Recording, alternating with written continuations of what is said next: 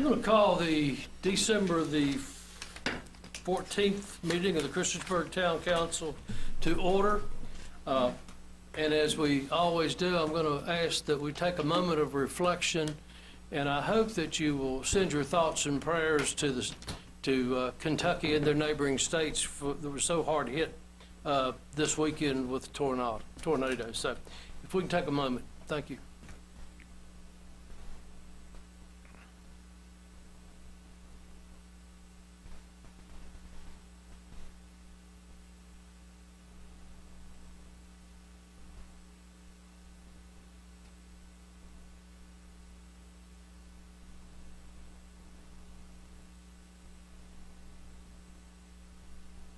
Thank you. Would you please stand and join us for the Pledge of Allegiance? I'm going to ask Councilman Brad Stipes if he would, one more time.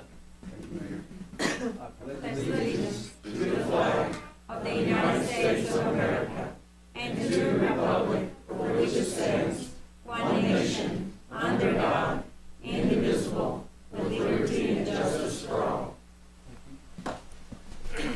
I have several adjustments to the agenda, and I'm going to put them all out at one time and ask for an approval. Under Section 5, Consent Agenda, item F should read as follows. Contract with A. Morton Thomas and Associates Incorporated, doing business as AMT, for professional engineering services for the North Franklin Street and Wades Lane pedestrian improvements and the South Franklin Street and First Street pedestrian improvements in the amount not to exceed $185,296.89. Under number 4, introductions and presentations, will read as follows. A presentation for fiscal year 2021 annual audit by Scott Wickham of Robinson Farmer Cox and Finance Director Valerie Tweedy. My presentation will move to B. Under Section 8, Committee Reports, Item A, Street Committee recommendations will be tabled until January. And under number 9, Discussion and Action by Mayor and Council, Items B through L will be tabled for the new town council to act on in January. And this was appointments to committees and reappointments to committees. So if you're here for a reappointment, we'll see you in about a month. That's B through I. B through I? Yes. Okay. You had to put a dot on that thing for me, Randy. All right, so that's the changes that I have. Do I have a motion to approve? And do you want to vote? I have one more, if that's okay. Do you want to vote on that one? Well, I'll make a motion for the adjustments the mayor mentioned. I will second that. Okay. Any discussion? Madam Clerk? Yes, sir. Councilman Bishop. Aye. Councilwoman Hicks. Aye. Councilman Hubbard. Aye. Councilwoman Sachs. Aye. Councilman Showalter. Aye. Councilman Stipes. Aye. Thank you. That's 6-0. Ms. Hicks, you had something? Yes, I would like to make an adjustment. Well, it's not an adjustment. I'll just like to separate from the monthly bill. I would like to take out the Falconer to vote on it separately, if that's okay. Yeah. From the bills. We'll do that when we get to them. Okay. And it's Thank you. the monthly bills? Yeah, it's under the consent agenda, item B, monthly bill list. Okay. You want the whole bill list to go out? Or just take No, Falconer? Just the Falconer. Okay, very good. Thank you. No, you want it to come out because we usually vote unless we're going to just We're change going to just it. hold it out and then discuss it All right. like we do sometimes with other bills. Okay. All right. Thank you. Okay, so at this point, I'm going to recognize Erica Connor, who is the Master Clerk of Circuit Courts of the state of Virginia. If she will, this is a very good night, happy night for us, sad night in some ways, to administer the oath of office to our incoming council members and the mayor. Thank you, Mr. Mayor. It's always a pleasure to give the service of council, and I appreciate you all having me here this evening. For these some new newly elected officials can start their job, the citizens of Montgomery County elected me to administer their oath. So we're going to go with ladies first, and I'm going to ask on the pocket. And if your family is here and want to come stand behind you, Tony, I don't have a problem with that.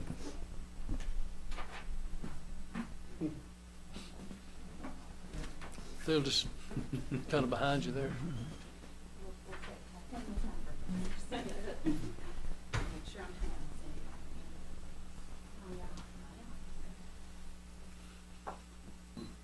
I'm going to ask you to raise your right hand and repeat after me. I, Tanya J. Hockett. I, Tanya J. Hockett. Solemnly swear or affirm. Do solemnly swear or affirm that I will support the Constitution of the United States. That I will support the Constitution of the United States and the Constitution of the Commonwealth of Virginia. And the Constitution of the Commonwealth of Virginia. That I will faithfully and impartially discharge. That I will faithfully and impartially discharge and perform all the duties incumbent upon me. And perform all the duties incumbent upon me as a member of Town Council. As a member of Town Council for the town of Christiansburg. For a term of office. Beginning January 1st, 2022. Beginning January 1st, 2022. And expiring December 31st, 2025. And expiring December 31st, 2025. According to the best of my abilities.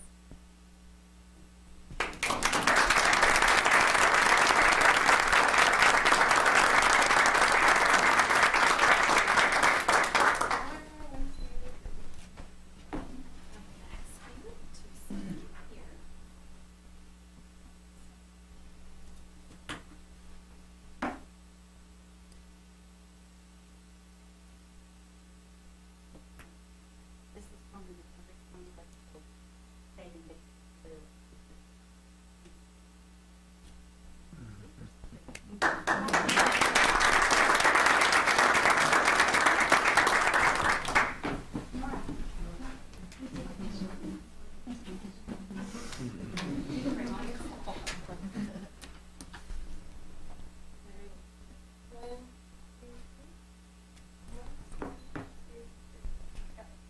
Thank you. Tony, you all are all certainly welcome to stay for the meeting, but I bet the kids have a ton of homework, don't they? Yeah, okay. That's up to you. Thank you.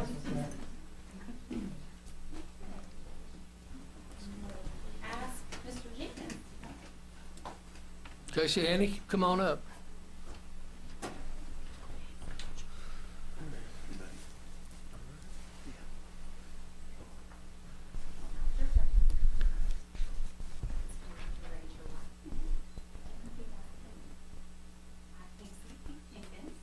I, Casey P. Jenkins, Do solemnly swear or affirm do solemnly swear or affirm that I will support the Constitution of the United States that I will support the Constitution of the United States and the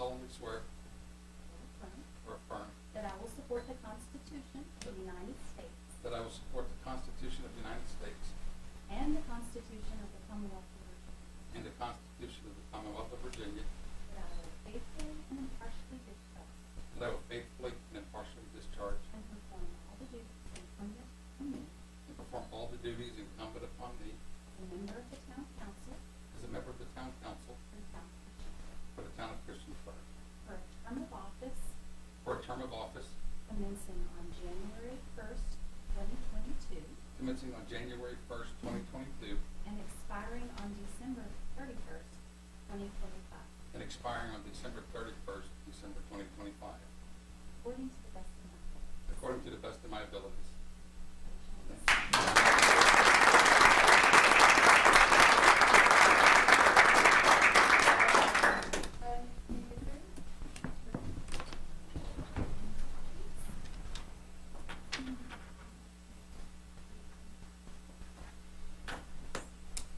On behalf of Montgomery County Electoral Board, certificate showing the duly elected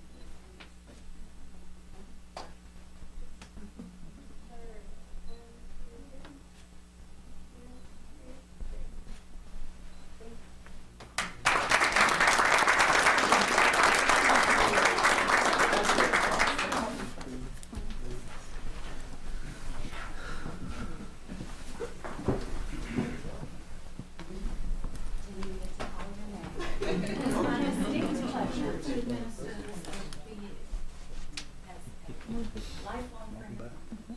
Welcome back. I'm honored to do this. Raise your right hand.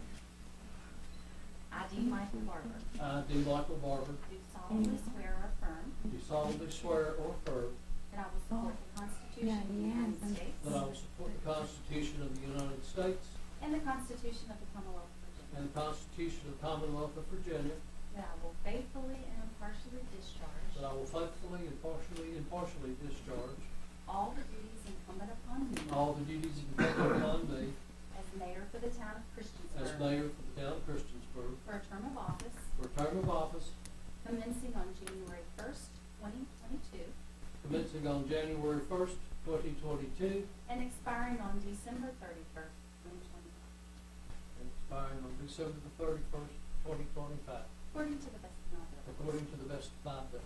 Congratulations. Thank you.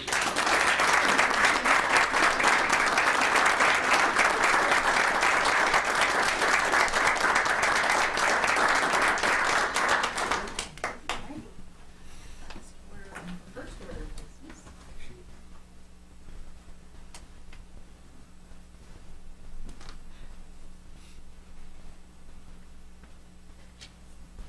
And on behalf of the Montgomery County Electoral Board, the certificate stating that you were duly elected to this office. Thank you, ma'am. Thank you. Appreciate it. Thank you for serving. And thank you for giving up your free evening.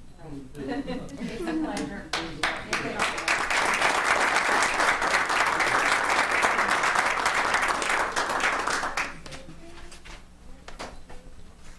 Thank you. Thank you. Thank you. Oh, absolutely. Thank you for coming. We appreciate it.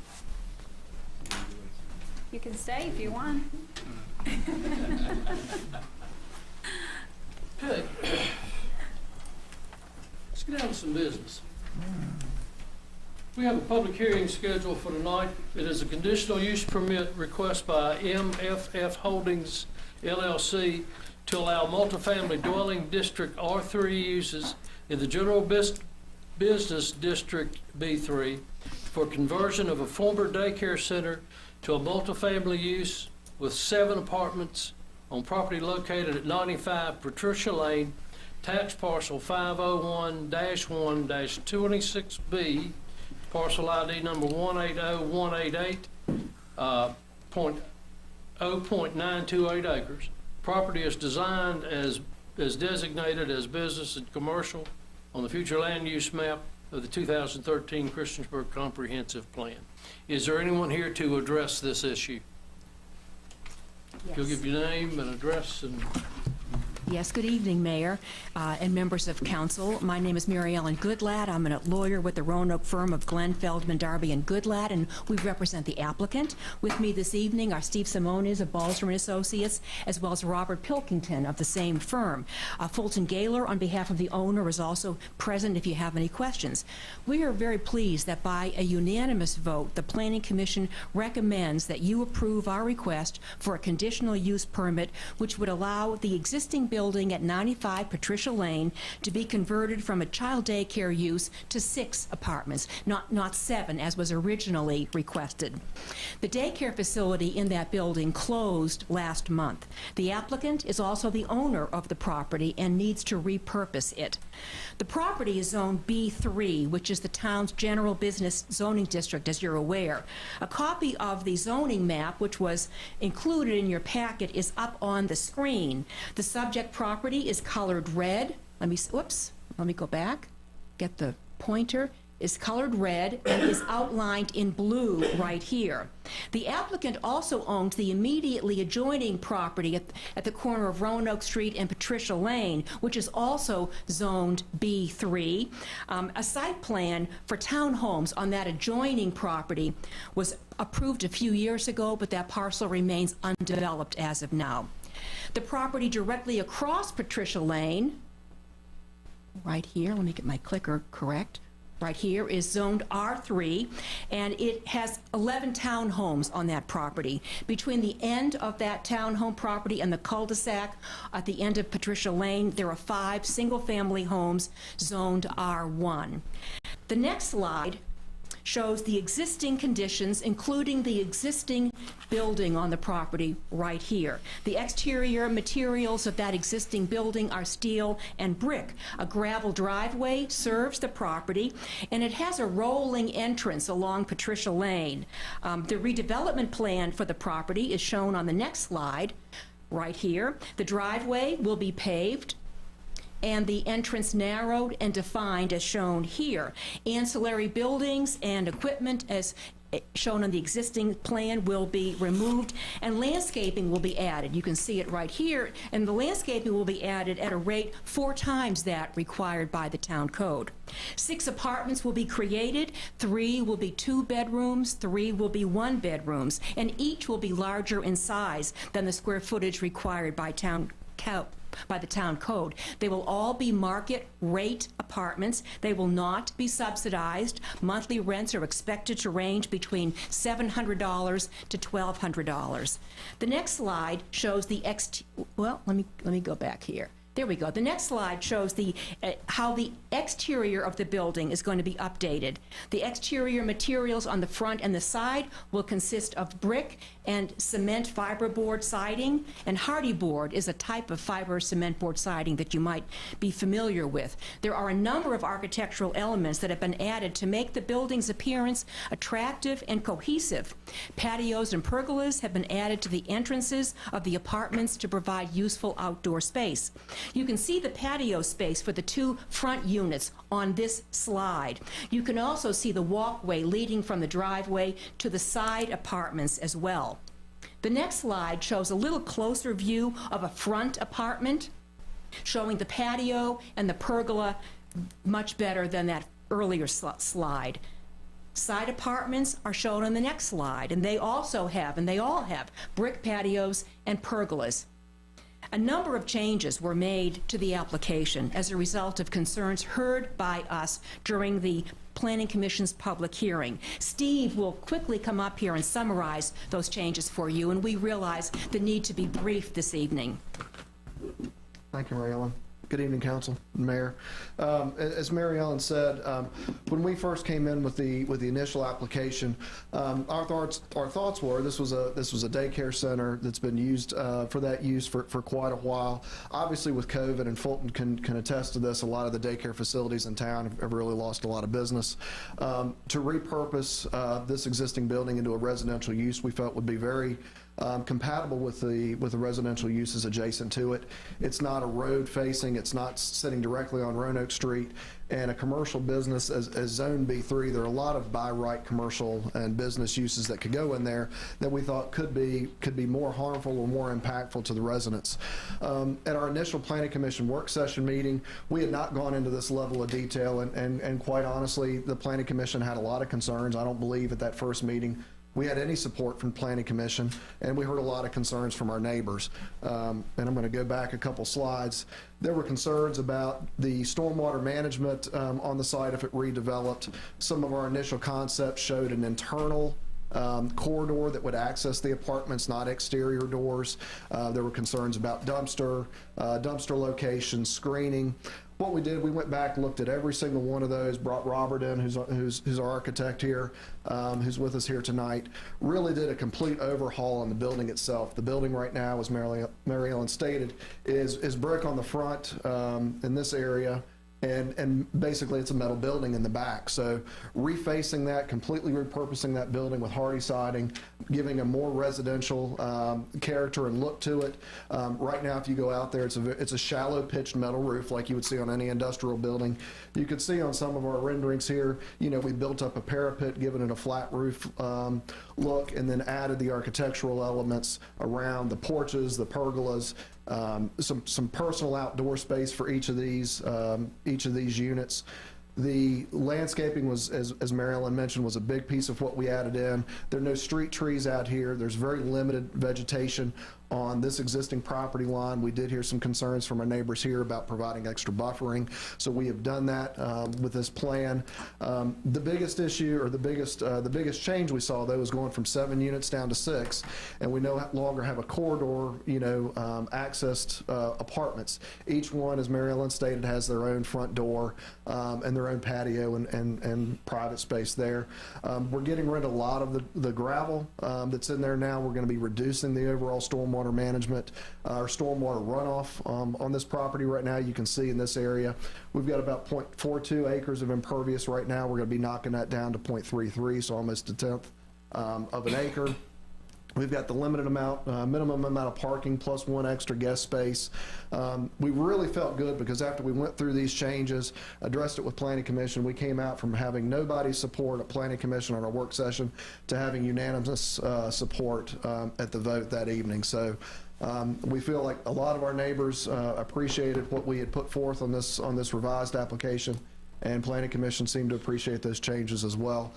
We're here, that's kind of the end of my presentation this evening. We're happy to answer any questions council may have or any you might hear after any residents speak tonight. Thank you. Thank you. Anyone else here to address this issue? Yes, sir. If you'll give us your name and your address. Good evening, and thank you. My name is Terry DeHoney, and I live at 70 Patricia Lane, directly across from the structure that we're talking about.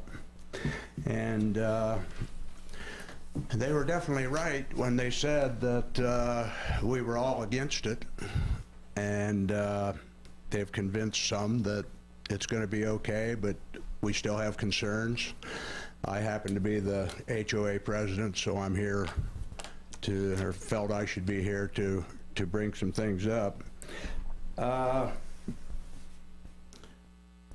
know that, or I'm going to guess that with that having been a warehouse, that there are probably maybe 2 bathrooms in that place right now.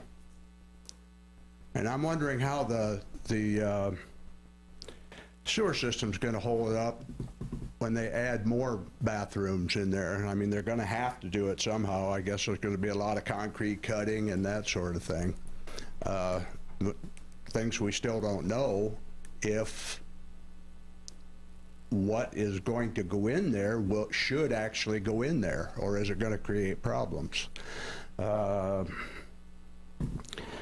The Planning Commission had said that they were going to try to put stipulations in there that things be followed to make sure that things are done the way they said they will be. Blueprints all that stuff. They kept saying that, you know, these could change a little bit, but I'd like to think that there's something that is firm now, so that we can look to see, okay, are they doing what they said they will do? I know I've lived there for 6 years, and as I understand it, this company has owned that property as it exists today since May of 2018. I've never seen a thing done over there. Nothing. I don't know what kind of maintenance we're going to see over there. I've seen nothing, again, to make me think that it's going to change it all. We have a bunch of nice homes there. We have nice townhouses. We don't want to see it go to crap with unkept promises. So is there something that is saying that they have to, what they're doing, stepping forward here, is what they've said they were going to do? Okay. Just a Mr. question. Simonis, would you like to address that? Or, Can Yes, sir. The planning commission did, at that meeting, recommend conditions be placed on the property. I believe they were in the package. Andrew, would it be helpful, maybe to pull that up to, now, so while they're pulling that up, you know, every bit of that construction, every bit of that will be inspected by our town building inspectors and engineers and plumbing and water people. So it's, so the four conditions that Andrew has pulled up here: trash and recycling, can screening. So we went away from doing one dumpster on site, and each residence will have its own can and recycling. Those will be screened, so they won't be sitting on somebody's front porch unscreened. So those will be screened. Substantial conformance with the materials and exterior finishes on the front sides, rear of the building. So basically, the renderings I showed you, the pictures, the rendered pictures of the building, that's what we will be working towards substantial completion on. That's what it will look like. You know, colors may shift a little bit here or there, but substantial conformance with that. General conformance with the concept plan, that's the site plan process, or the site plan that you saw, kind of our master plan. You know, parking spaces may shift here or there, but the general conformance with the plan of what we showed will be met based on that plan. And then the other big one that Planning Commission recommended was an annual review of the conditional use permit. So council's probably aware, there have been other cases in town. I'm not sure if we've seen one on a residential property before, honestly, but I think there used to be a game room maybe that you know, every year, every 2 years, council takes a look at it, planning takes a look at it to be sure that the use that was proposed with the conditional use is meeting the intent, and those approvals is what was proposed. So this is showing, at least at this point, an annual review of this conditional use permit to be sure we are following what we're asking for. so Steve, Yes, sir. I mean, this is the first step, which is a conditional use permit, but your blueprints, everything will still have to go through our engineering department and building and planning review before you can start. Absolutely, yes, sir. And those reviews will be done based off of this material tonight. So till you get the go-ahead that all your plans are inspected and meet our standards, then you're not gonna turn any dirt down there. That's correct, yes, sir. Okay.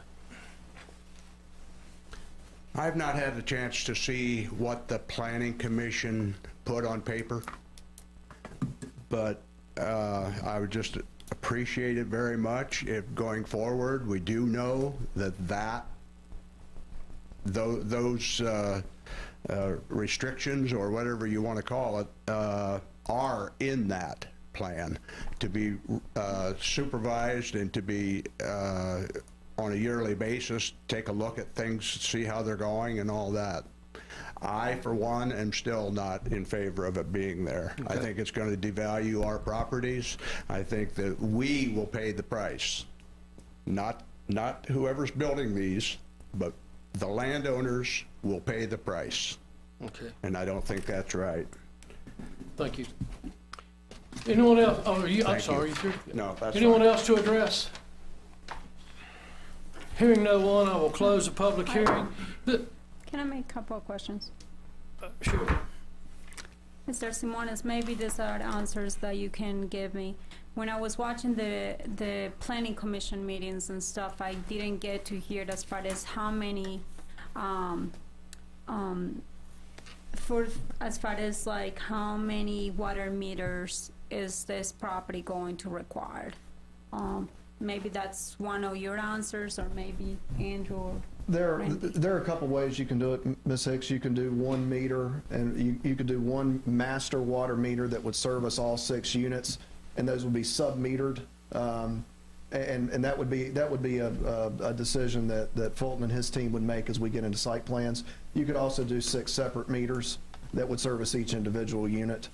So it just depends from a maintenance and So we don't get to make that decision, you guys make it? That's correct. That's always been the process, you know, in the past, especially on anything that's a multifamily like this. It can be 1 meter, it could be multiple meters. Because Now, I we thought for typically the will take. different, If it's an apartment building under one ownership, then they make the decision. If it were condoed or a townhouse unit, they would have to have separate connections. That's correct. okay. So you probably may not even change what's already there. Now, what Well, about the the meter fire? that's there may not be big enough to handle 6 units. I mean, it is a commercial building, so I would think it would be if it was handling a daycare, but we don't know yet. We'll have to look at that as we get into the engineering. Now, I know this building was built in 1980s, but I didn't hear, are you guys required to have sprinklers in there? Is it gonna have fire drywall in there? will. And does it already have that? Yes, ma'am. Basically, everything interior to the building is going to be stripped out. The exterior is going to be stripped and with the new facade put on it. So everything internal to the building will have to meet the multifamily, you know, residential code. And Robert can speak to any specific questions on that, but it will have to be sprinklered. It will have all the code requirements for a new building. Now, when I was looking at the building, the front of the building, I know that you guys made some kind of a new roof thing or whatever for outside, whatever for the units. Does that mean that you guys are knocking out the current room that is in front of the facility that it was like a break? No, that brick will still be there. We're going to reface it, and then we'll be coming out with the roof structure, with the pergola, with that kind of the wooden structure that we So have you're shown there. coming out of the, Yes, ma'am. Yes, the Okay. brick will still be there. Yes, ma'am. all right, okay. I think those were my questions, and then I know that the reason why there was, or from what I listened to the planning commission people, were that the reason why you guys, they're going to be checking every year, that's one of the requirements, is because you guys had not done any work on the property for the last 6 years from what it appears to be. Right, yeah, from a long-term maintenance, I can't speak to that. Fulton certainly could. I think you guys purchased it, you know, in 2018, was that right, Fulton? So they've owned it for 3 years, I guess, right now. A year of that's probably been off because of COVID, but yes. And not really as far as the overall maintenance of that, Ms. Hicks, but just being sure, you know, the plants have been held to, you know, the trash cans have been screened, the parking is adequate, all the normal things that the planning staff would look at if there were a zoning complaint per se, they'll be looking at every year with that renewal of the conditional use permit.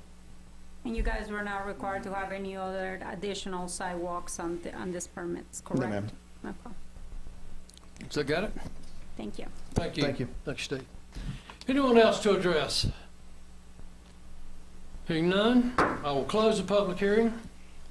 We will move into the consent agenda, which is the approval of the minutes of November the 9th, the monthly bill list, and I believe we're going to exclude the Falconer bill of $445,000. Is that the one you wanted? Yes, sir. So we will, we will discuss it separately.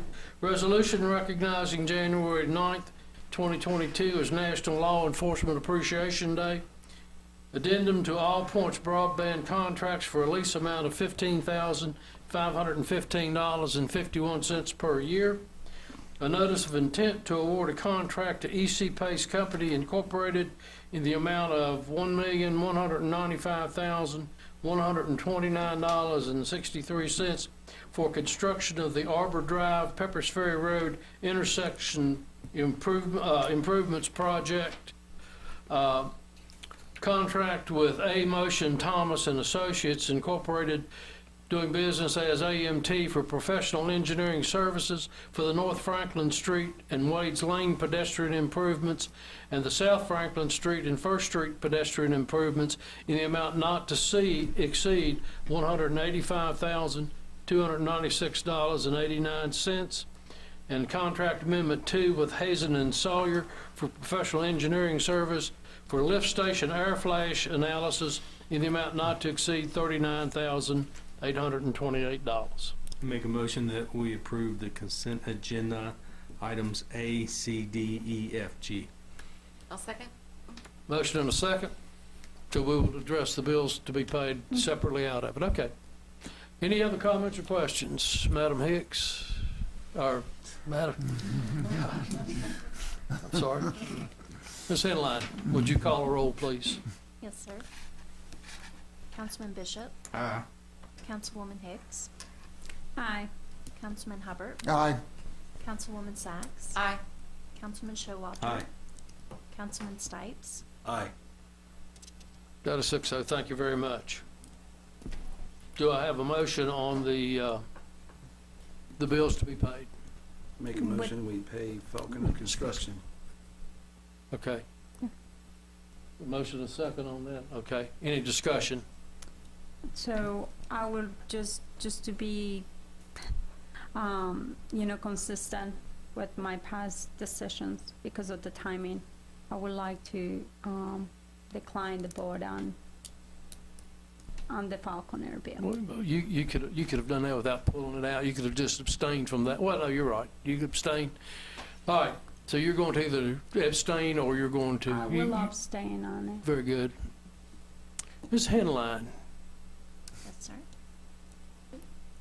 Can I ask for the abstention? Do what? Yeah, you don't have to abstain, Joanna. You can vote no like you've done in the Yeah, past. I guess I can vote no on it. Okay. You all right? You good? Yeah, abstentions just require a statement of cause. Okay. On which you're regretting. Can Okay. I ask who seconded that motion? You did? Mhm. Okay. Ms. Sacks. Thank you. Councilman Bishop. Aye. Councilwoman Hicks. Nay. Councilman Hubbard. Aye. Councilwoman Sacks. Aye. Councilman Showalter. Aye. Councilman Stipes. Aye. So it's 5-1. Is that correct? And I'll make a motion to approve the remainder of the bill list. I'll Okay. second I will that motion. second.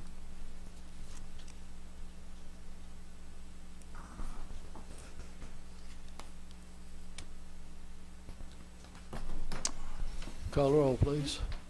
Councilman Bishop. Aye. Councilwoman Hicks. Aye.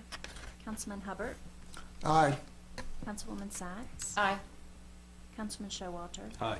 Councilman Stipes. Aye. That's 5-6-0. Thank you.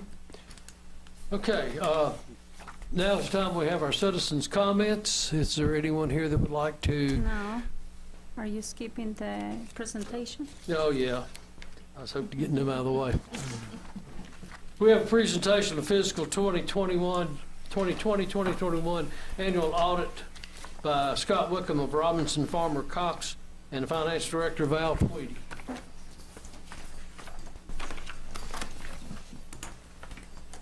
Good evening. Nice to see everybody here tonight. This is Scott Wickham.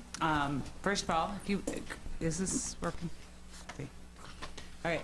So, required by the auditors of the state, we have to have the audit presented to you by the audit firm every year, and the opportunity for you to ask them questions. And the audit is due tomorrow morning, so hence we needed to have this presentation done this evening. And normally you have the handout that I had put at all your seats. I would go through a pretty in-depth kind of charts, graphs, tables, and go through that all with you. But for sake of time tonight, we're going to skip over that presentation. We will post that up on the website tomorrow. You do have a copy of the presentation, and if you would like, I will present it at a meeting in January, rather than taking the time to do that tonight. So we're going to skip right to Scott's presentation of the audit, which is the nice big binder. And the only thing I'll say, which I say it every year, there's a ton of information in here. If you get no further than reading the letter of transmittal and the management discussion and analysis, that would be fabulous. And in the back of the audit report is a ton of statistical tables and all kinds of functional data about the town. So when you can't sleep some night, give it a read. Scott, I'll give it to you. Thank you, Val. And thank you, Council, for letting me come tonight to discuss the audit results. Again, my name is Scott Wickham, and I'm partner in charge of the town's audit. I know you all have a full agenda and a full house tonight, so I'll be brief, but I wanted to go ahead and give you a few items to go over. Hopefully you've had a chance to look at the audit report a little bit, but I wanted to point a few things out in here in the thicker report, not the thin one that was just passed out. As Val mentioned, the transmittal letter starts on page 1 and runs through page 11. And that provides some general overview of the town itself with a few highlights of the year. Then you get to page 15, which is our first opinion of financial statements. Again, this year the town received an unmodified opinion, which is a good, clean opinion. It means the numbers presented in the report are materially accurate. So good, clean, unmodified opinion for the town there. And then as Val mentioned, if you're gonna not read all 145 pages of this report, the management discussion and analysis that Val and the staff write is a very good summary of the overall activity. It gives you some comparative data to look through there. Also want to point out on page 29, which is Exhibit 3, this is the balance sheet on the modified accrual. You know, you kind of want to go through an audit and see where you stand financially. We have fund balances across the bottom, which is on the modified accrual, the net worth of the town essentially. And the unassigned balance there is what you have to use. So at the end of 2021, you had about $27 million in unassigned fund balance, which is pretty strong. So the town's in very good financial condition. I'm sure a lot of that information is detailed in the presentation that Val passed out. So if you have questions on that later, I'd be happy to answer those as well. I'm going to move all the way to the back of this very thick audit report to the second opinion, or the gas report. It's on page 139. The gas report is the opinion on compliance and internal controls. The town, again, has a clean opinion and no items reported there, so a very good report for the town. On page 141 and 142 is the final opinion. It's the uniform guidance opinion. It used to be the A133 opinion, but it's our federal testing. This year, our federal testing was focused on the COVID-19 Coronavirus Relief Fund passed from Montgomery County to the town to use in the pandemic response. That's a good, clean opinion. No items reported there as well. So overall, it's a very good audit. The town is in very good shape financially. The process was a little bit challenging with safety protocols and all the things that everybody's had to deal with this year. And the additional money has been great for all localities, but it's been a challenge for auditors. So that's been challenging, but I appreciated the town uploading files to me and being quick to respond when I had questions. So I really appreciated all that. And then again, we just passed out a handout. A few things in here. On page 1, there's a couple recommendations. Usually when we have some audit recommendations that are very, very material, non-compliance or best practices type of item, they may show up here in these items. So just a few things to point out to take a look at. On page 2, there's a summary there of the net pension liability. VRS assigns an actuary to calculate what the liability is for the town based on the funds they have there. This is not anything you all have done wrong. You paid what VRS has asked you to pay. This is a difference in the calculation from the expectation to what has actually happened with retirements and in the stock market and all those items. resulting in about $11.7 million liability there. But you can see how significant that estimate is in your financial statements. If it was, the stock market did better than they thought it would be a lot less. Or if it did worse, it'd be a lot higher. So I want to point out how significant the estimate is. That's included in your liabilities and your financial statements. So when you're looking at your debt, this is included. So I want to point that out. The next three pages here is the letter to governance.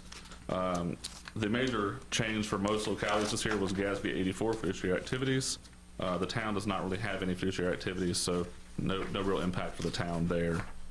This letter also notes the significant estimates, depreciation, allowance for collectible accounts, and the net pension liability that I did mention. But overall, the audit process went really well. Good results. The town's in good shape, so it's a good report. In the last little bit here, a little bit of light reading on upcoming GASBs.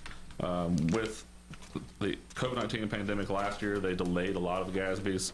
GASB 84 went into play this year, and then the rest of these will come in pretty quickly after that. So if you're interested in reading about these, GASB 87 leases will go into effect this year.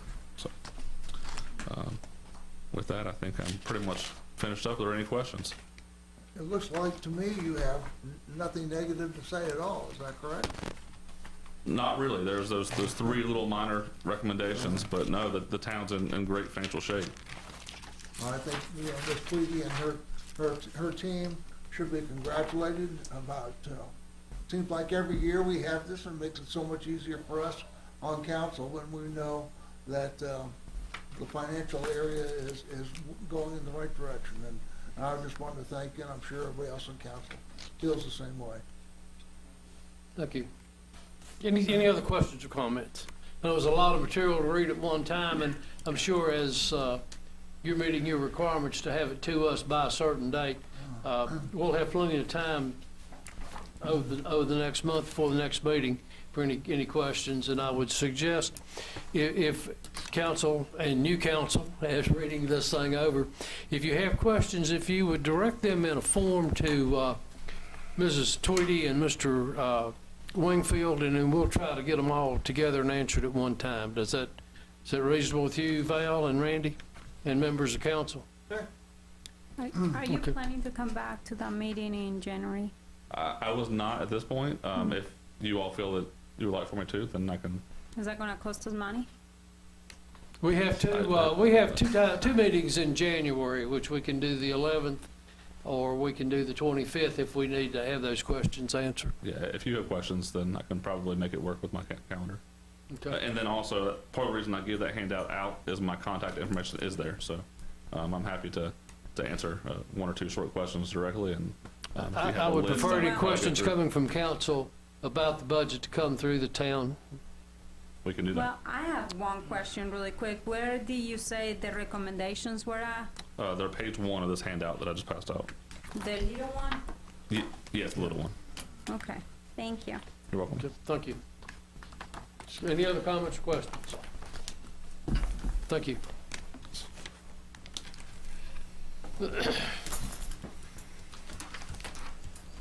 As I said, I'm not going to go through that whole thing. We'll address it in January. If you have any questions on it, let me know. One of the reasons we do this whole presentation is it puts down in 10 or 15 slides a good summary of where we are in some nice pictures. Yeah, so I think that you don't want to work no more.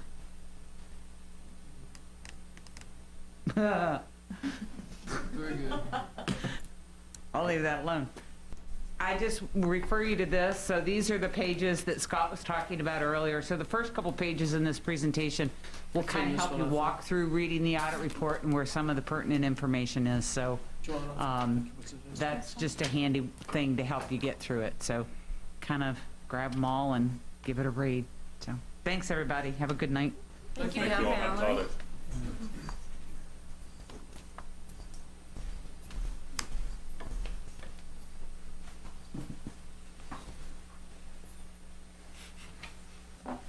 You know, we were so fortunate tonight to swear in 3 really outstanding council members, and I look forward, as the rest of the council looks forward to.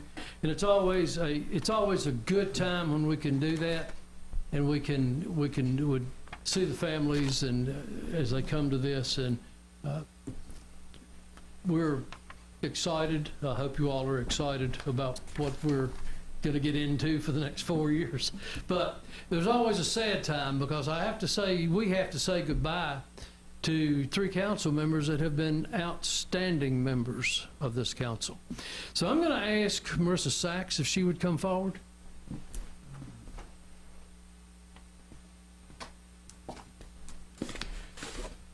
So, Marissa, on behalf of the council and the citizens of the town of Christiansburg, I would like to present you this clock, thanking you for your service. It lists your time you were on and your term as a vice mayor. You have been a joy to work with. I have always appreciated your suggestions and comments about things, and you have always represented us well on the New River Valley Regional Commission and anything else that you have been assigned to. You are responsible for reviving the Central Business Committee, and Mr. Bishop got it going, and it's functioning now and very good. So, Marissa, I'm going to miss you.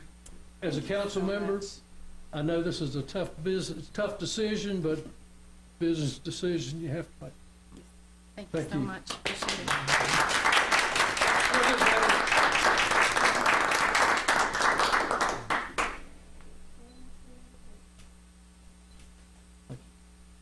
Mr. Hubbard.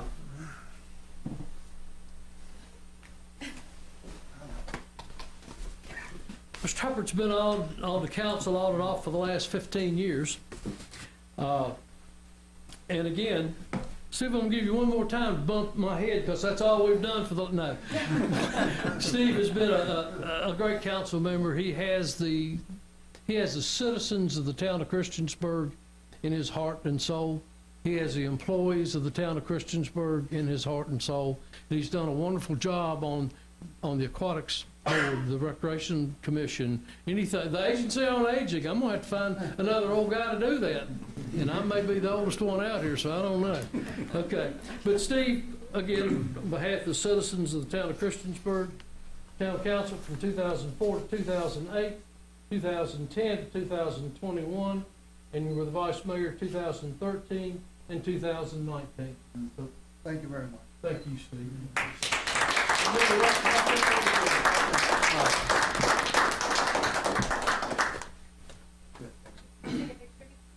Sure. You guys take a step over so you're not in front of us. Oh, yeah. Perfect. So, pick 1, 2. Thank you. Thank you. Certainly not least. Mr. Stokes, would you please join me up here?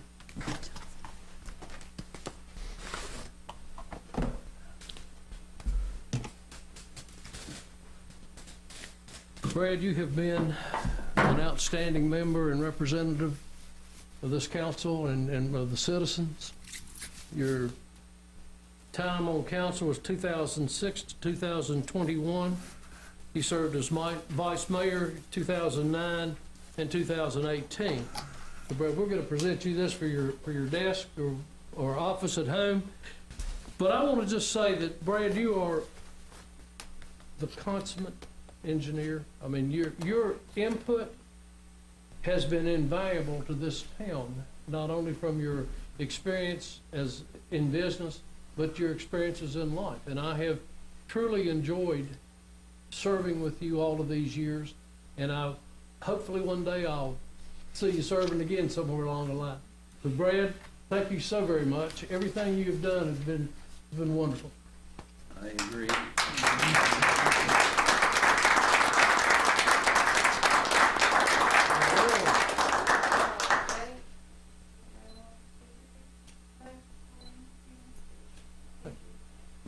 Thank you, Mayor. It's always a tough time to do all this stuff.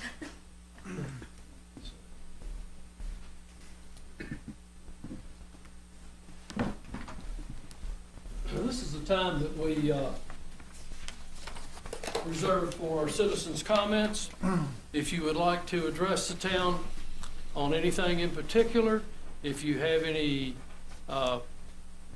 if you would address your comments, you're to the chair, name and address. Thank you. I'm Paul Eichner. I live on Alexa Lane. My wife Sandy and I moved here 3.5 years ago. We've been coming to council meetings. Mayor Barber said it much better than I could, but we really appreciate the service of you folks on our behalf for the town. We have always felt like we're in good hands. We also feel the same way about our town management, Randy and Andrew and others. I hope our new council members are strong enough and wise enough to make good decisions on our behalf like we feel that you folks have. And I have one question. I've seen some public works going on over on Crab Creek Road. This might not be the right time for the question. Crab Creek Road, I believe, is a county road and not town. And I was just curious why Christiansburg was doing maintenance on. Our wastewater treatment plant is on Crab Creek Road. I thought about that. So we maintain that road. I'm assuming that they were doing maintenance work to be able to get. Yeah, they into the were plant. clearing brush and trees and stuff on the side. Okay, that's what I thought. That is kind of hard to get into, and if the creek area gets up, sometimes we've actually lost access to it. Yeah. Good. Thank you. Thank you, Paul. Thank you. Thank you. Have you gone through the tunnel, Paul? Yeah. Yeah. So, Not real comfortable doing that. anyone else? I look at it, I mean, what can be done about Don't it? know. Not being an engineer, I couldn't figure. Very good. Is there anyone else that would like to address council tonight? Hearing none, I will close the citizens' comments. We are going to, as said, we're going to table the committee report, street committee report, until January. Under discussion and action by the mayor and council, town acceptance of a .002 acre of tax parcel 466-5-4, parcel ID 027592 off Patrick's Way from Brook Hollow Associates LLC. Make a Randy? motion. Huh? Go ahead. Oh, any questions on it, Randy? It's a small hunk of land. No, it's, I think about 74 square feet. It's basically residue from the Food Line Plaza from the signal installation there on North Franklin Street. Okay. And it's over on the Waffle House side. They're willing to give it to us because just to clean it up a little bit. Did they pay for the surveys and all that stuff? The town paid for the surveys, but that was. But we have our own survey guy, right? Well, we actually hired an engineering company to do the design for the signal work. Okay. Gay and Neil was under the work, wasn't it? I believe that's correct. Okay. I'll make a motion that the town accept the parcel. I second that. A motion and a second. Any comments or suggestions? Madam Clerk? Yes, sir. Councilman Bishop. Aye. Councilwoman Hicks. Aye. Councilman Hubbard. Aye. Councilwoman Sacks. Aye. Councilman Showalter. Aye. Councilman Stites. Aye. That is 6-0, thank you. And as we moved earlier, items B through I are being carried over to next year, and since these appointments take place as of the first of the year, then it is certainly appropriate for the incoming council and the existing council to make these recommendations and appointments. Mayor, what about item J? That sort of fits that shoe too, doesn't it? Where's Jay? Discussion of Discussion of Blacksburg. Blacksburg Transit? Not particularly, because I think there is, Randy, there is an increase in service that would require us to consider some additional funding on. But what I'm saying for the new council. That's fine. Do we have to make that decision tonight? You don't have to. If you wanted the service to start beginning of January, obviously you'd have to make it. But, if you don't mind waiting. And again, this is really just expansion of the service that we already have. It would ensure basically 2 go-anywhere vehicles on the road during the operation hours is what it would do. If it involves money, I would prefer that the new council take that. It does. It would involve $14,000 approximately. I agree with Brad. I'll agree. Do you have a motion to I'll make a table it? motion to table. Got a motion to table, second? Very good. Madam Clerk? Just to clarify, we are voting to take it out of the agenda to vote in it in January, correct? Yes. Right. Madam Clerk? Councilman Bishop. Aye. Councilwoman Hicks. Aye. Councilman Hubbard. Aye. Councilwoman Sacks. Aye. Councilman Showalter. Aye. Councilman Stites. Aye. It's 6-0, thank you. Appreciate you catching that one, Brad. Under staff reports, town manager. Let you know that Benjamin Tripp is here. He's our new planning director, been on board for a little bit now. Comes to us from the city of Salem. He has a master's degree in urban and regional planning from Virginia Tech. And I'll let Mr. Tripp say a few words himself. Good evening. It's nice to be able to address you without a mask on. It's late in the meeting, so I'll be brief, but I just want to say how honored I am to be here. And like Randy said, I come from the city of Salem. I was there about 15 years and had the opportunity there to work on updating their comprehensive plan, writing the downtown plan, to work with citizens and businesses. I'm a certified planner and a certified economic developer. My undergraduate degree is in economics from Roanoke College. My master's is in planning from Virginia Tech. I really appreciate the opportunity to serve the town and to work with all of you, and I look forward to doing that going forward. Thank you. So if I'm not mistaken, Ben, you have a little bit of experience with us, don't you? Didn't you help us with our facade grant program several years back? Yes, sir, I did. He was kind of our consultant on that one. So Ben, welcome aboard. Thank you, sir. Welcome. It's a pleasure. Your choice of colors this evening is commendable. Thank you. Just mentioned the Christmas parade was well received. We think there's about approximately 10,000 people downtown, so probably about the biggest one we've had. Unreal. The Winter Wonderland event was moved to last night, although we think there was about 1,500 in attendance for that event. I'll just ask council's permission if you would like us to publish the town calendar online in the format that you've got. You could wait till the new council if you like. You saw, I guess, a proof of it in your email. Of course, we would change out the pictures, the 3 pictures for the new council members in the calendar. Would you want us to publish that online? We aren't going to print versions, simply publish it online. I would like that. It looks really nice. It really does. It looks really nice. Your wife is in the picture. Was really pretty. I think, I mean, it would be fine to vote to publish it if you want, because we will have to do we'll have to change some pictures, and I don't know, Christina, have we set a time for the new council pictures and all this stuff? Not yet. We're gonna be doing that sometime in January, but, yeah, I'd like to, I'll leave it up to this council. If you would like to see us go on with it, let's do. I would say yes. That's a form of a motion. I would like to make a motion to just publish the current calendar as it was given to me in a PowerPoint or whatever it was, and then printed out by Tracy, to be provided to the citizens of Christiansburg. Very good. Okay, do I have a second? Second. Motion and a second. Any other discussion? If you haven't had a chance, it's a very, very well done document. Madam Clerk? Councilman Bishop. Aye. Councilwoman Hicks. Aye. Councilman Hubbard. Aye. Councilwoman Sacks. Aye. Councilman Showalter. Aye. Councilman Stites. Aye. It's 6-0. Let's give you a little update on College Street, drainage situation, stormwater drainage. Engineering's reached out to property owners in the upstream area where we would be looking at potential pond. We've got signatures of 6 of the 7 property owners that they'd be willing to negotiate easements with us, and we have a verbal agreement from the 7th. So that's good news that they're willing to talk to us about that possibility.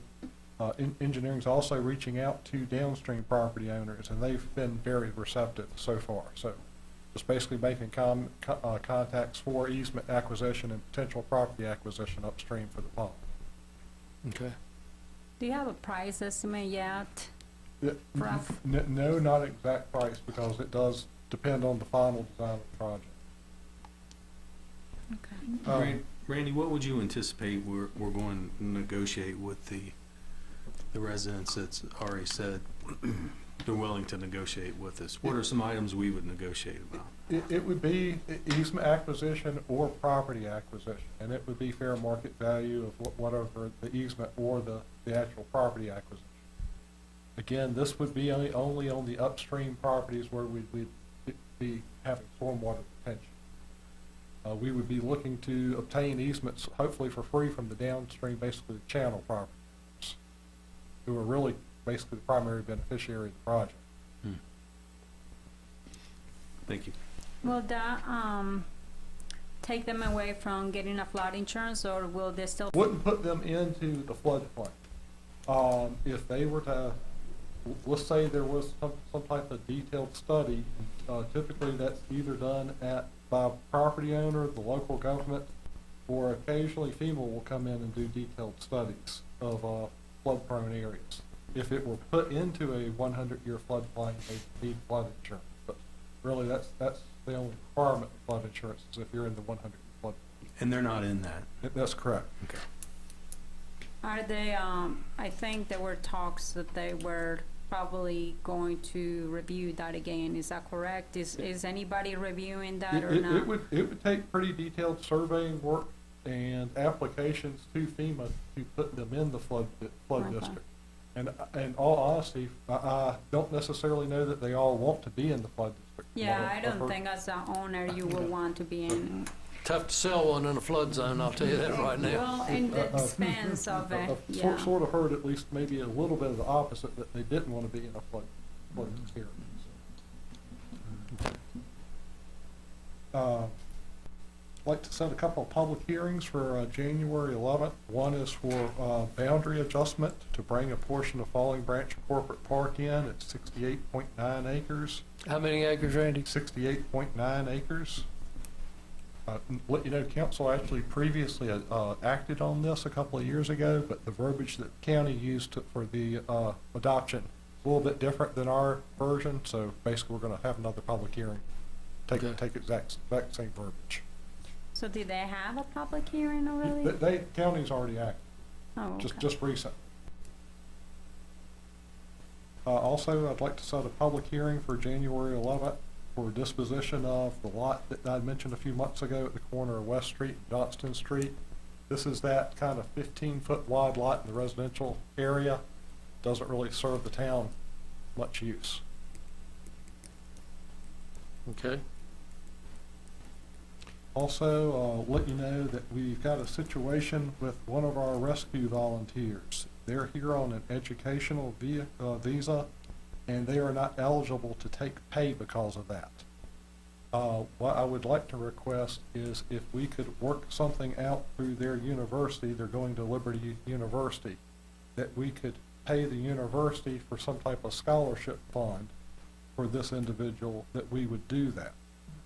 If we aren't able to do that, then they would basically want to forego the volunteer bonus of $500.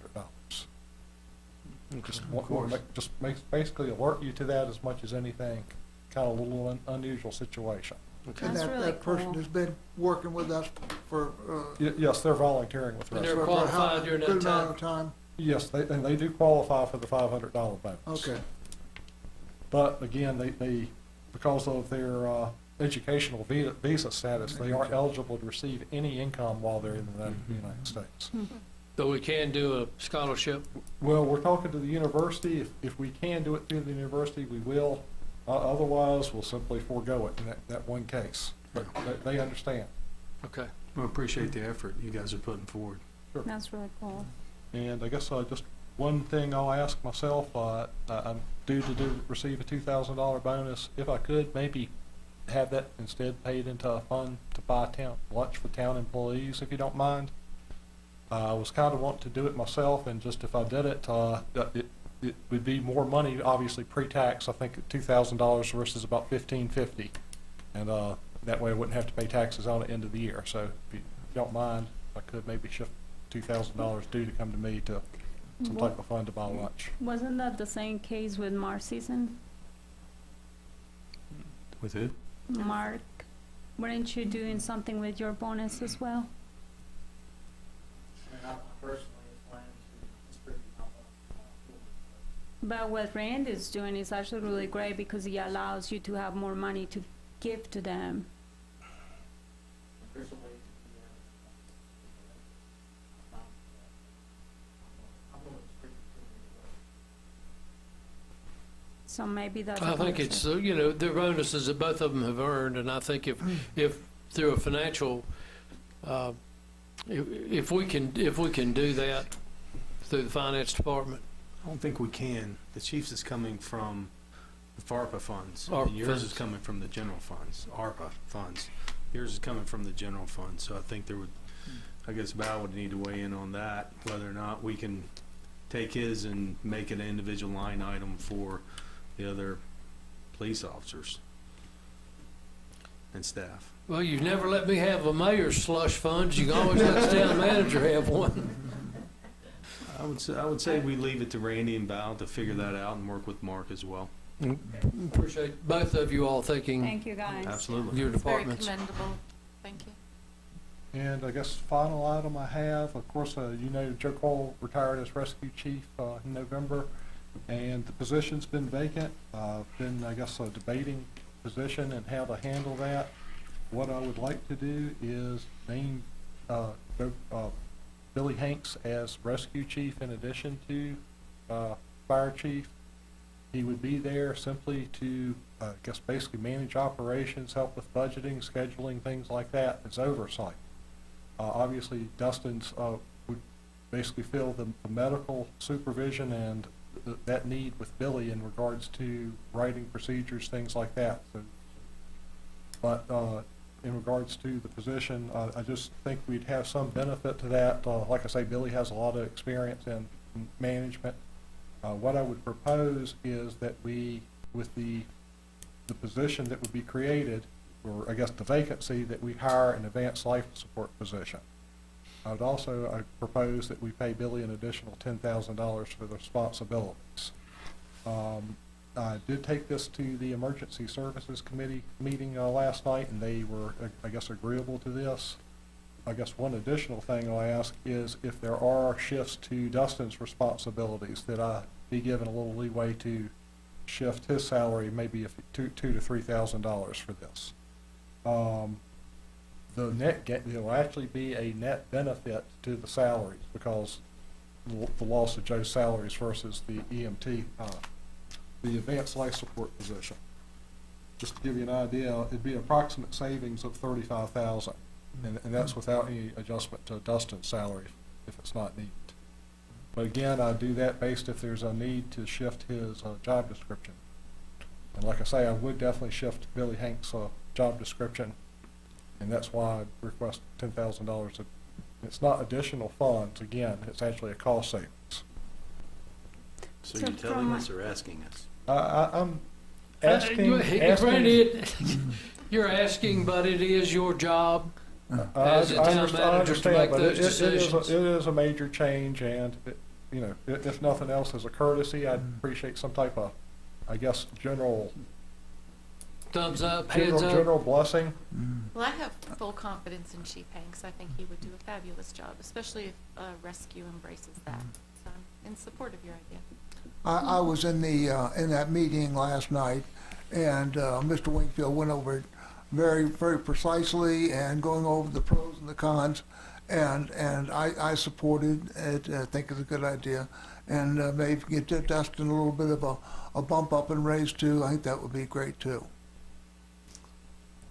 I personally feel like this should be made for a decision that takes place in January. And then I also feel like Dustin has done a well job. Wasn't Joey Coyle recommending Dustin for this position? His position? wouldn't want to necessarily discuss personnel and job performance right now. Okay. And then another thing too was that the fact that, my understanding over the years, and it's not that I'm not, because I really like Mr. Hanks. I think he does a fabulous job for the fire department, and he has done an amazing job with everything he does. He obviously, I don't have no doubts on him taking on another additional responsibilities, but at the same time, I feel like it has always been my understanding that they want to keep a separation between the fire department and the rescue squad. And there still would be. I stressed to Billy and to Dustin that we would basically keep separate operations. I think there's, is there some operational benefit to Billy managing both? I think there is. I've told Billy if there is any changes, I'd want Dustin involved in them first and foremost, and I would want to also be aware of what's going on change-wise. But I think Billy's first order of business, if we do this, is to kind of take analysis of the situation. So basically the first 2 months, he's not going to be making any changes. He's just basically going to be observing and working with scheduling, things like that. Again, like I say, definitely not making wholesale changes. Rescue volunteers and employees aren't going to be running fire calls.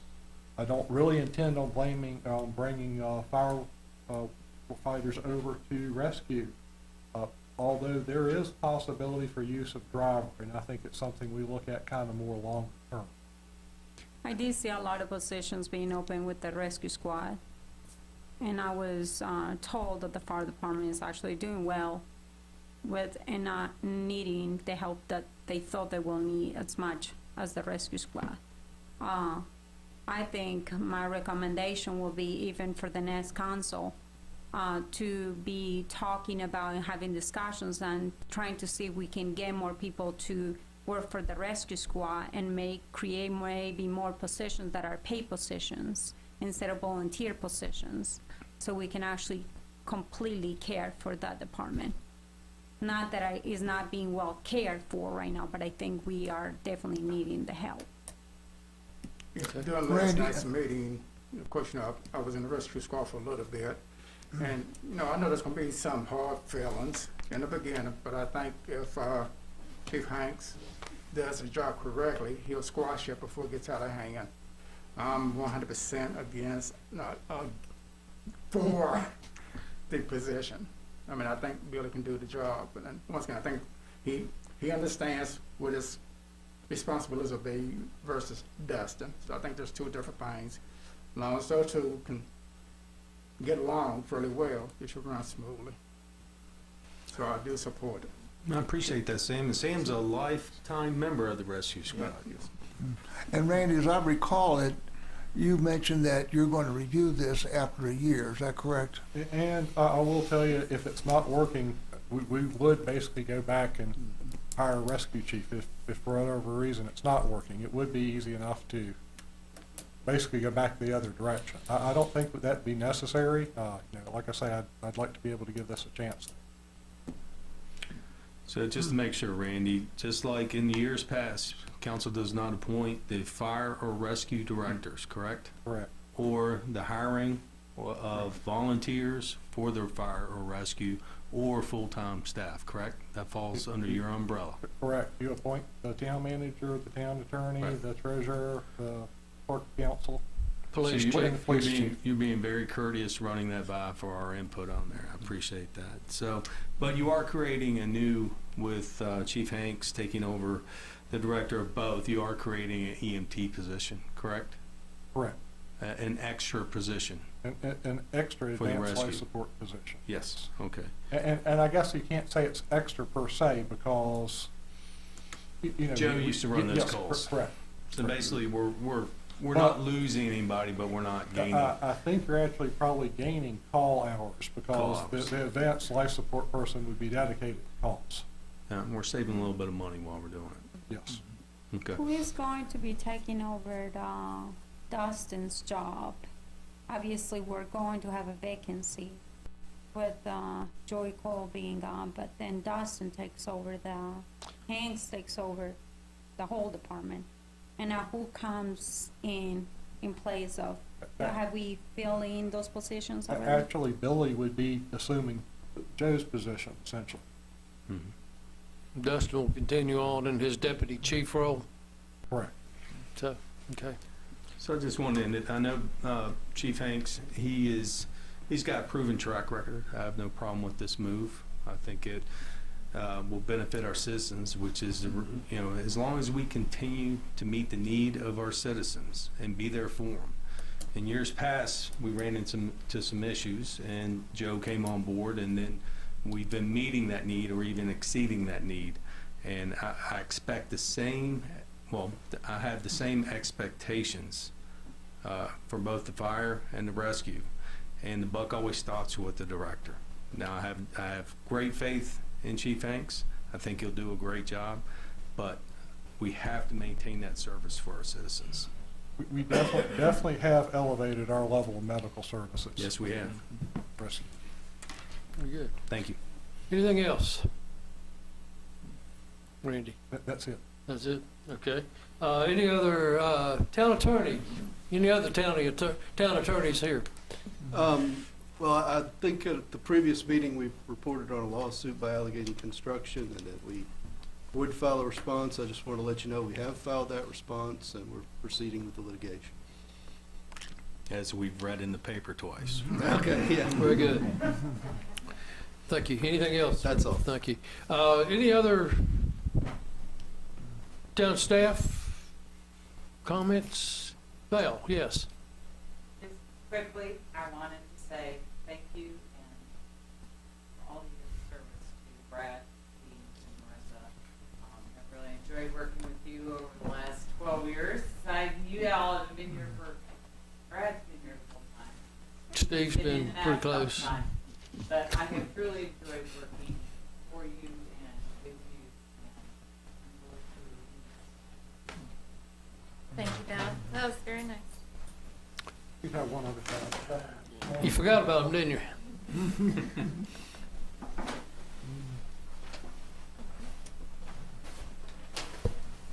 Thank you very much. Thank you. Thanks, Randy.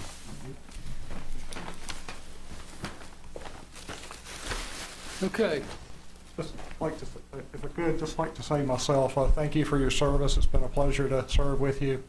I think the town has been very lucky my time here that we've had great councils, and you're certainly a part of that, that you do care about the citizens and that you take a lot of time away from your personal lives to be here. You know, I know you get paid a whopping $6,000 a year to be here for all these meetings, but obviously, you know, it's time away from your, basically you're giving part of your lives to the town. And just personally, I'll say thank you, and you've all been great to work with.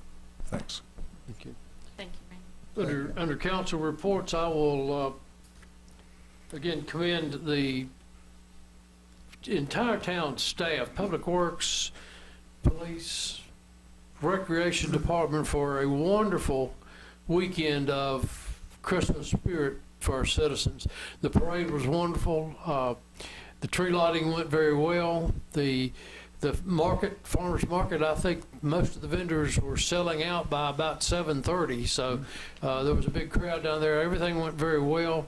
And there was one of the citizens in town, I won't mention his name, but he bragged that he bought something from every vendor down there.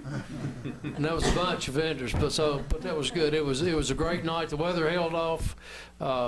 And then Sunday night at the Winter Wonderland, it was just, it was a great thing. It's the first time we'd ever had it outdoors, and it just put everybody in the spirit with the Charlie Brown movie and the hot chocolate and the cookies and the bonfire. It was very well received. About 1,500 people came through there. I will wish each of you all a very Merry Christmas and a Happy New Year. I will wish our retiring council members Godspeed, and thank you for everything that you have done. Mr. Stipes. Well, those of you who served with me know that once or twice a year I'll prepare some remarks when I think it's important. I didn't this evening, but I will keep it short and to speak from the heart. three of the most important people in my life are in the room this evening. The first is my wife, Michelle. Michelle, you and I met in the previous town hall more than 2 decades ago, which is now the police department. Michelle has been by my side. She's encouraged me, and inside baseball, she actually wanted me to run again this time. But I want to thank her for her support through the years and encouragement and appropriate chastisement from time to time. There are 6 or 8 votes I'd go back on in 15 years. But she's been a wonderful support, and I appreciate her so much. My parents, Jay and Karen Stipes, this is their very first town council meeting in Christiansburg. They're Blacksburgers, but I think if they had a chance to move back here again, they might just well be in Christiansburg. And, Great answer. and to them, I attribute a heart for serving others and public service from them. And it's not something they instilled in me, it's something that they lived and they continue to live. So I want to thank them for everything as well. And to the other council members, those past and current, I appreciate the opportunity to serve with you. It's not easy, it's not fun, it's not winning friends and influencing people. It's actually public service at its raw, unfiltered finest. So it has been an honor, and I mean that from the bottom of my heart. And to the incoming council members, a few remarks. You got a taste this evening of what you're in for, okay? And you will not please everybody. If you try to please everybody, you will end up pleasing no one. Hippocrates said that life is short, the art is long, opportunities or judgment's difficult, and opportunities fleeting. So, so with that, as George H.W. Bush, the elder Bush, left a note for the incoming President Clinton that very soon you will become my council members. And I wrote you all a note. I got no responses. I don't know if you got those notes, but you will be my council members, our family's council members, and our community's council members. And you have my prayers, and you have my support, and my phone number. And if there's ever anything you want to get counsel on, it would be an honor to hear from you. And without preparing remarks, I left out the town staff as well. I had no idea what it would be like to serve. Mark Sisson and I, when that was one of my first big decisions on council, was hiring a new police chief. Both of them looked great on paper, and we went with Mark, and Mark and I ate lunch at Pizza Inn early on, and we decided that we were going to be in this together, and that's a long time ago. Mark, is that 14 years? About that amount? So Val, everyone here, I won't call out names, but I've become very close and sincerely heartfelt kinsmanship with the department heads here, the staff, and the public works, everyone that's out and about. We have a great town. And lastly, to the incoming council members, I forgot to say this. I think the 3 that are coming in have hearts that are in the right place. I can personally say I know them, and I think the town is in great hands. So, again, those aren't prepared remarks, but I want you to know I mean everything that I've said, and thank you for the opportunity. Or as Bob Hope would say, thanks for the memories.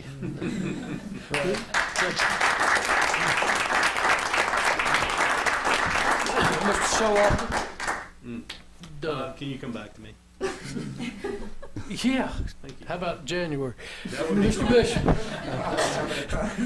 You know, Mr. Hubbard? I do. Okay. I have 3 short things. The first thing that I would like to say is, I think maybe everybody pretty well saw it. We had a big swim meet this past weekend. Had about 900 kids swimming during 4 days, Thursday, Friday, Saturday, and Sunday. And so the restaurants and the hotels did very well during that weekend. And when the restaurants and the hotels do very well, we do very well. So we had a very good weekend here. The second comment I want to make is to the new members coming in. And I also have a couple of quotes here. And the first quote is from Franklin Roosevelt. And it says that people acting together as a group can accomplish things which no individual acting alone could ever try to do. And the second one is from Bill Walton. And if you're not familiar with Bill Walton, Bill was a basketball player, played for UCLA and then played in the NBA, tremendous player. And this is what Bill had to say. In basketball, you can be the greatest player in the world and lose every game because the team will always beat an individual. So I think both of these quotes are saying that it's important that we all, council tries to work together and not one person try to dominate. Now my third comment is, I went to the parade for Veterans Day, and I did it for the Christmas parade. And I was just so impressed. Just such a great crowd. They had all the bands from the high schools around, and the all TC people were there. And in the Veterans Day and in the Christmas parade, we had us old people shuffling along too. And I just thought about it at the end. I thought the only thing that we're missing right now is Norman Rockwell. And if you're familiar with Norman Rockwell, I used to do the portraits of the small town. And I said to myself, this is small town. This is small town America. And then I started thinking how lucky I have been during the last 12 years to be associated with the town of Christiansburg and the people that make it up. And we have a tremendous staff here, and we have a good council too. And it's just really good, and it just made me good. And I would just like to say thank you for it.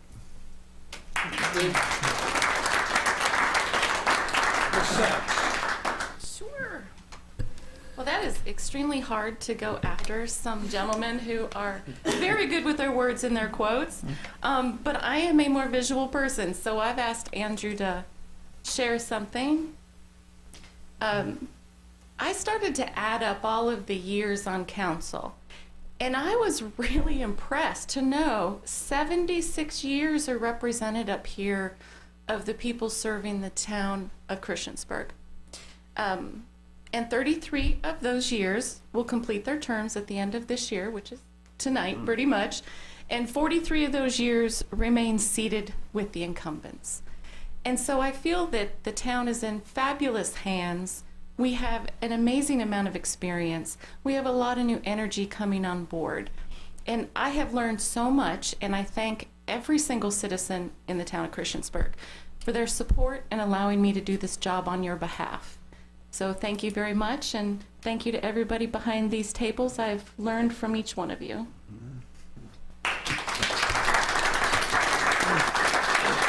I will mention one thing that I forgot in my comments. Earth Fair will be opening, having a ribbon cutting on January the 12th at 7:45 in the morning. So finally they're coming. So with that, Mike, can I do a footnote?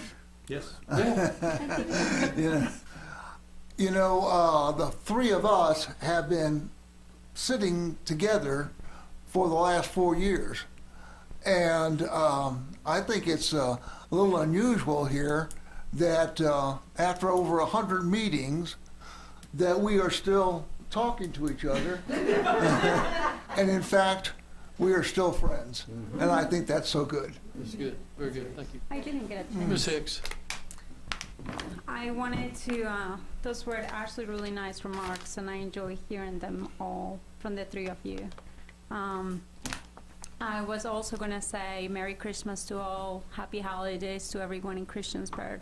And I completely agree with you guys. Our public works, police department, fire departments, parks and rec, I mean even management, trying to make sure that all these events happen during crazy times and everything, and they did just such a wonderful job with the Winter Wonderland on Sunday, and then obviously the parade on Friday night was absolutely amazing.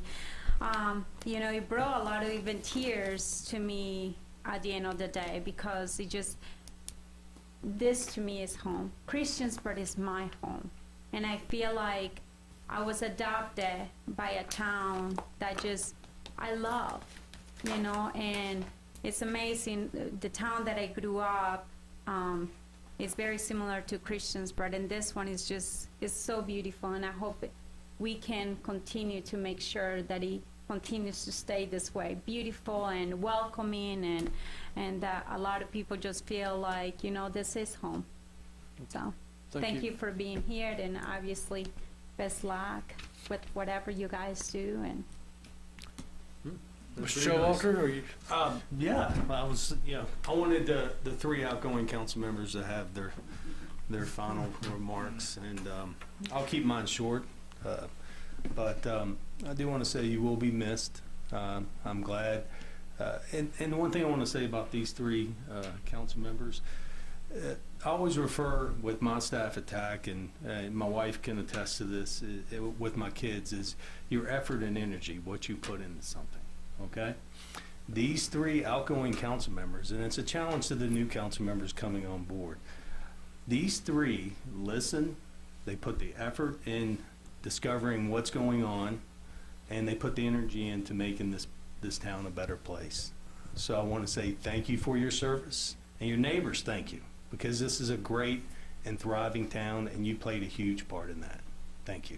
Thank you, Henry. In finishing it up, I've readjusted the council assignments and seats. Mr. Showalter will remain to my right. Mr. Bishop will go to my left. Ms. Hicks, you will move up one chair. Mr. Wilson, no. Mr. Jenkins, you will fill the slot Ms. Hicks is in.